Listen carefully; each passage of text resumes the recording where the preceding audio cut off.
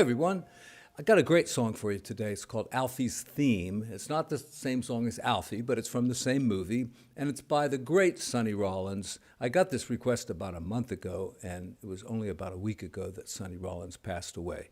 Now this is not a tribute to him, we're just going to cover the song. And I think this is a great song for beginners because, you can't really play jazz if you're just a beginning piano player. You have to be able to already play the piano. And, I've always suggested that you learn some simple songs before you try to tackle jazz. And this, I think, is not a simple song, but I think it's something that everybody could learn. I've written out a score from the lead sheet, and I've put some left-hand chords in. And I think if I was playing with a trio, like bass and drums, I would probably play it pretty much the same way. And so we're just going to go through the basic form of the song, and I will show you how to play exactly what's on the sheet music there. We've got a pickup note, and then we're on B flat minor. Okay? If you're looking for advanced ideas in this video, wait till the next one.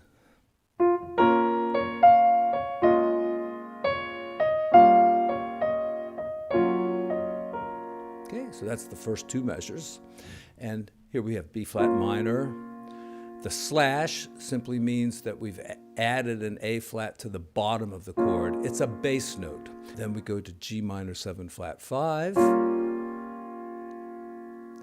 and G flat major 7th. So once again, see how easy this is. You're just going to keep this up on top.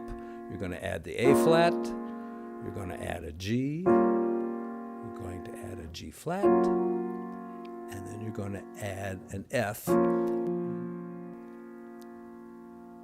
and then back to the G, and then here we're going to have some open voicings. So not too hard of a chord to play. All black keys up here, the root and the 7th there, our melody note, and then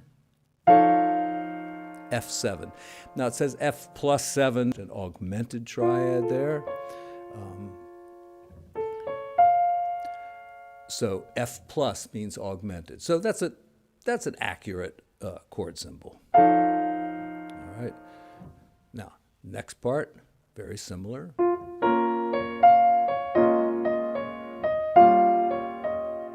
Till you get to the E diminished. And diminished chords are simply stacks of minor thirds, this distance. All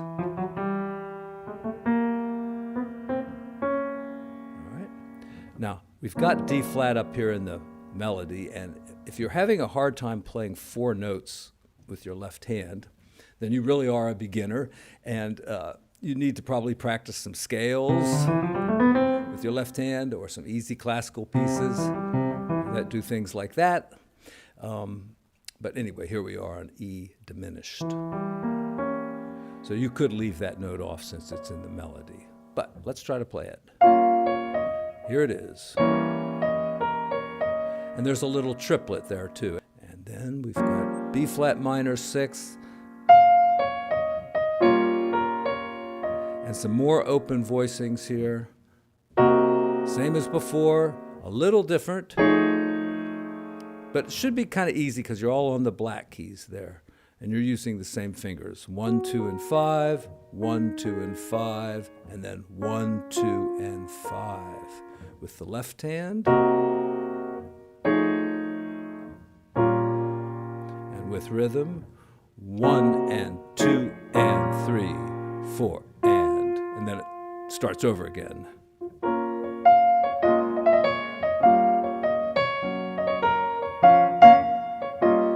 Now, I'm messing around with it, of course. Goes through pretty much exactly the same thing. The second ending is just like the first. Right? The only reason we have that first ending is because we've got that little pickup note that gets us back to the beginning of the song.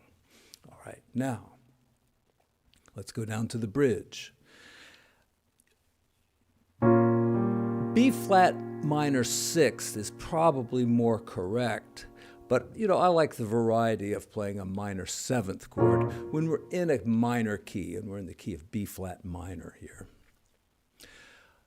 In jazz, we normally play, for our tonic chord or our 1 chord, we normally play a minor 6th.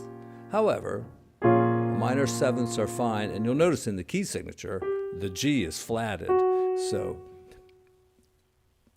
So what? All right, we got B flat minor, and this is just a typical open voicing. Root and 7th, 3rd, 5th, and root on top. And maybe you could play it twice, like that. Here's our melody note, and I've got some big voicings here, but they're not too hard to play. All black keys, all right, and the left hand. And these are some important shapes when you learn rootless voicings, and I'll be covering that probably in the next video. This is a very typical thing to play. You say, where's the A flat? Just way up there on top? Yes. Our bass player is going to be playing it down below, but even without a bass player, listeners can tell what you're doing. Here we're going to hold the top note and switch the other hand to this and play these two again up here, all right? So we've got A flat first, all right, and we've got G flat. We're going to play these two again, but we're going to change the left hand. And we're going to try to hold on to that top note. Don't worry if you don't. On piano, it fades away pretty quickly anyway, so.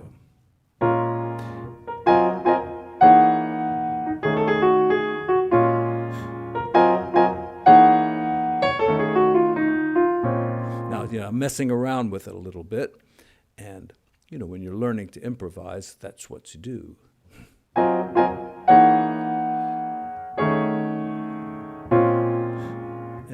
I'm playing sometimes different B flat minor chords also, but I'll try to stick to the music here. So.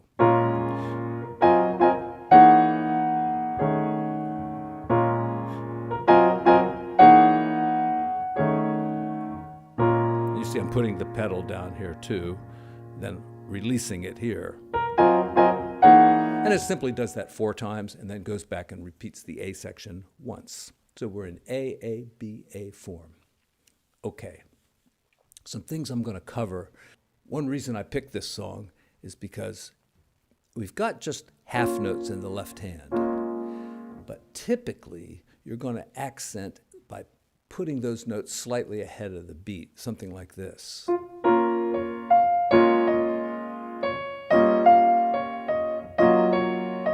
I put them all ahead of the beat, but you typically wouldn't, you probably wouldn't do it with all of them. You might put the first chord in the measure on the beat, and then as you hit what we call the and of 2, 1 and 2 and, so the and of 2, that's where we're going to put our B flat over A flat chord. So right there. Then just play the E flat. And then we got G minor. But see, as I played the 4th note of that measure, I played the chord. I was going to put this in a separate video, but I guess I'm doing it here. So to play it that way, you do it something like this.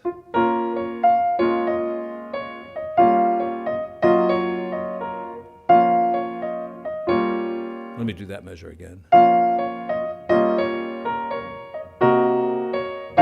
And you see how that F7 is on the and of 2. 1, 2, and. All right. Okay, I think that'll get us started. So I encourage you to practice this song. And it's a good song, for beginners, because with all those 8th notes in the right hand, your rhythm is probably going to be pretty steady, and you shouldn't have too many problems with it. I'll be back to cover some more advanced ideas on chord voicings, and also the improv section on the album is pretty much modal. In other words, they don't really go through all those chords. They kind of stick with B flat minor almost the whole way, just kind of touching on the F7th once in a while. And we'll be using the blues scale and some other scales as well. And if I do a 3rd video, I'll get into playing outside, which is, well, if you don't know what it is, stay tuned. And also just some kind of fourth voicings, some McCoy Tyner type voicings that would work in this song. So we'll be with this song for a couple of days, that's for sure. All right, thanks everyone, and see you again soon.